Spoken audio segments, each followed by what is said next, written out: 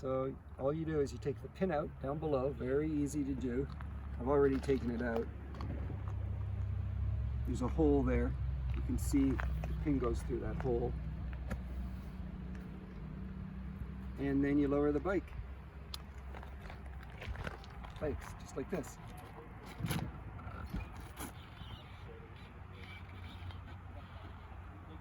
And you can access the hatch.